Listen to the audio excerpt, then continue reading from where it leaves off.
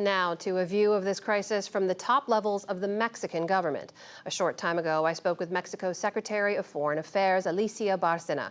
Just last week, she met with Secretary of State Antony Blinken here in Washington on this complex, political, but fundamentally human matter. Since the holidays, there's been a drop in migrant encounters at the U.S. border, which the Biden administration credits to more aggressive enforcement by Mexico. I began by asking Secretary Bárcena what Mexico has done differently.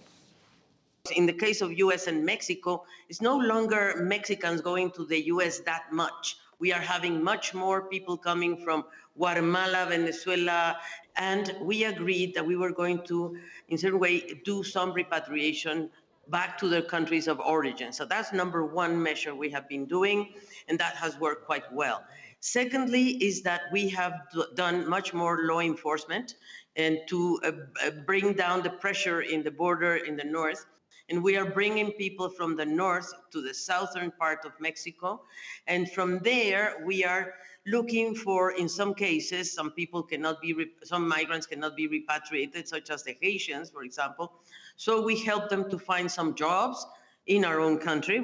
Then the third one is we are focusing on the structural causes of migration, which means that we are going to these countries and we are providing some development packages to the people to in a certain way to incentivize them to stay back in their countries of origin. As part of your enforcement efforts, I know in the past Mexico has relied heavily on your armed forces and on the National Guard, and there's been some studies that have shown that that reliance has led to a number of abuses, sexual abuse and extortion along the way, particularly for women and migrants of African descent.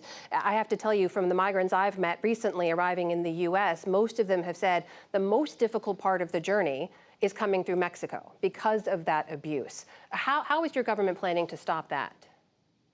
You see, the thing is that this is something that we are very worried about, because precisely we are trying to seek the possibility of people staying in the southern part of Mexico, because the travel is dangerous. I think the smugglers is a big problem, a big issue, not only for Mexico. This starts from the Darién in Panama.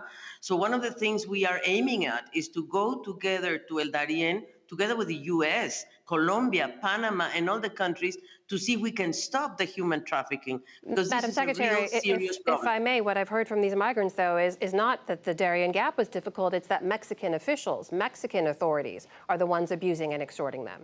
Well, sometimes, I mean, we have to stop them from getting to the border. That's true. So one of the things we have to realize is these people are looking to go to the U.S. That's what they want.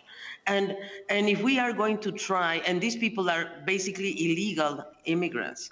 So we are in certain way, we are doing a lot of efforts to accompany the guards, the military and as you say, the law enforcement officials, to be accompanied by human rights officials. We are working on that, and also to provide them with social services on their way and humanitarian. We have 52 shelters, and we have 100 shelters for children and that are unaccompanied or children on their own. So what we are working on is whenever a migrant comes in and transits in our country, if they are children or unaccompanied children, we send them to these shelters immediately, to the shelters for children and for mothers, for example, or families. Mm-hmm. And then, of course, yes, many of them get very aggressive because we want them to go back.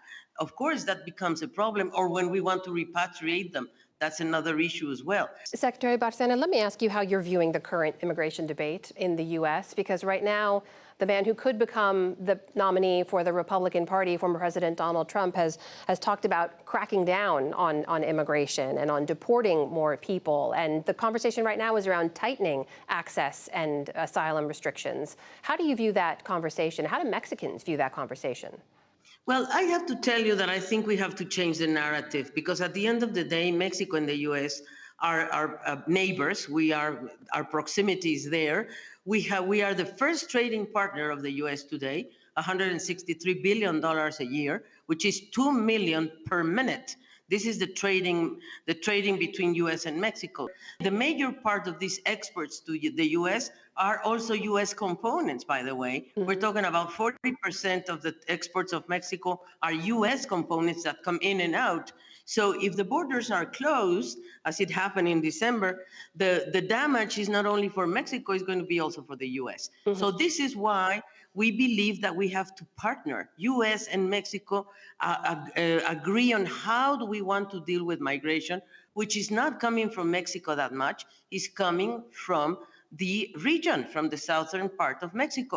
So of course, I understand the narrative that is, it's a narrative that is very negative, because also it's like the Mexicans are the bad guys that are bringing and contaminating the blood of the Americans. Come on, give me a break. The Mexican migrants in the US are contributing to the economy big time. They are providing $9 billion a year of taxes. And the salaries, only 20% of the salaries of the Mexicans in the US are coming to our country. We're talking about $65 billion. That's 20% of the salaries. So that means that 80% is staying in the economy of the US. Madam Secretary, if I may, let me ask you about the other aspects of this relationship, though, because the senior official I spoke with today stressed exactly that it is a multifaceted partnership between U.S. and Mexico. He said in part that it's based on security and the economic and migration cooperation, also to combat trafficking and organized crime, and also what he called the scourge of fentanyl. And on that point, I need to ask you, because we know most of the precursors in fentanyl are produced in China, but Mexico has become a major transit and production hub, and that is fueling the opioid crisis here in the United States, where tens of thousands of people have died in the last year. What more can your government do to address that? What we are doing is we are controlling the coming in of the precursors of fentanyl from China, and we have a system that we are controlling the entrance of these precursors, because many of these precursors of fentanyl are legal, by the way, because they are used for anesthetics. And the other thing is we have to work on the addiction. We don't have that much consumption of fentanyl in Mexico. The fentanyl that goes into the US is basically brought in by the Americans in themselves. We have closed down laboratories. We're doing a lot of work in enforcing and supervision of the borders. That is the Mexican Secretary of Foreign Affairs, Alicia Bárcena, joining us tonight. Madam Secretary, thank you for your time. We really appreciate it. Thank you so much for the opportunity. Great pleasure.